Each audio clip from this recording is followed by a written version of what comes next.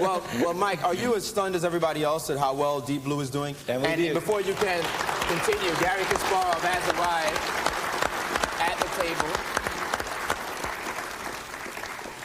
But are you stunned? There he is taking his watch off, preparing for battle. Are you amazed that the Deep Blue has done this well? He's played some second-rate openings, not his first lines of defense.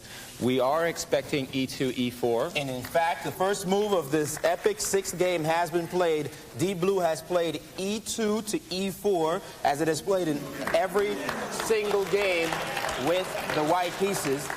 With the Caro-Kann, again, it's an opening that's based mainly on trying to equalize a position, and we have some moves.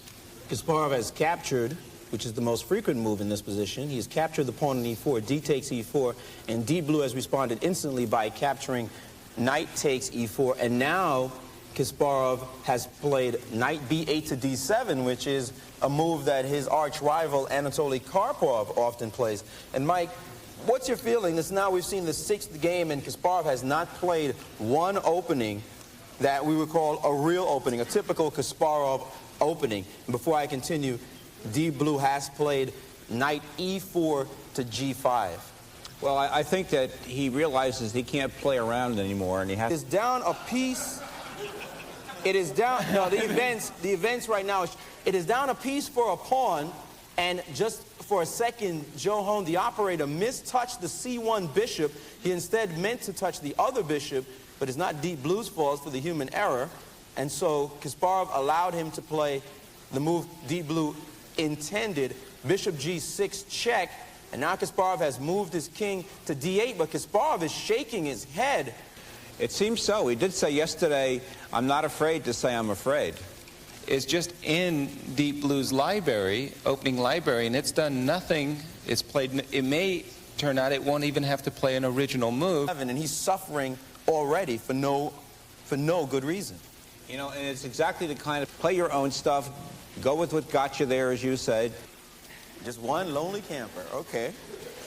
And we also would like to welcome Community Elementary School 70 from the South Bronx. Are you here? Gary's best move, and this is a horrible move. we do have a move. Kasparov has played knight F6 to D5, centralizing the knight and attacking the bishop at F4. And Deep Blue had anticipated this. Was my concern earlier that Deep Blue might have played the move queen to E2, seeing the attack on the E6 pawn and seeing the attack on the B5 pawn.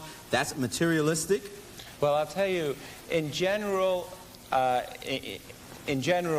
it's better. And Kasparov has in fact decided to take the bishop at this moment. He had no choice. Because all determining factor in this particular position. First of all, Deep Blue will have two pawns for the queen. But far more importantly, that black king is exposed on C8, even if it gets to B7. Let's look at the variation we were just looking at. Rook takes E7. I'm sorry, I hate to interrupt, but Kasparov is doing some very strange things right now. We have rook takes E7. E7, and he has played bishop takes E7. Another unusual thing he's done is he's put the watch back on. And that's as cryptic as ever in this position. Usually the watch comes on when he thinks the game is over for some reason.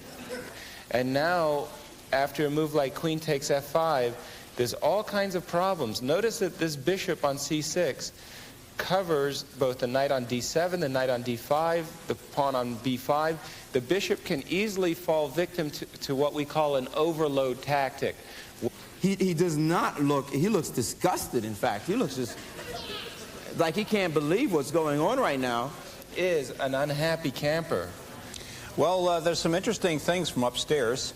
All right. And a word. And he should get $300,000 for it. And whoa! Deep Blue, Kasparov, after the move C4, has resigned.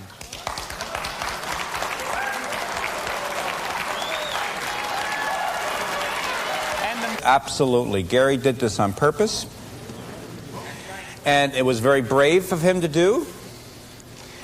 And he went on. And he should get an Oscar. And a word. And he should get $300,000 for it. And whoa!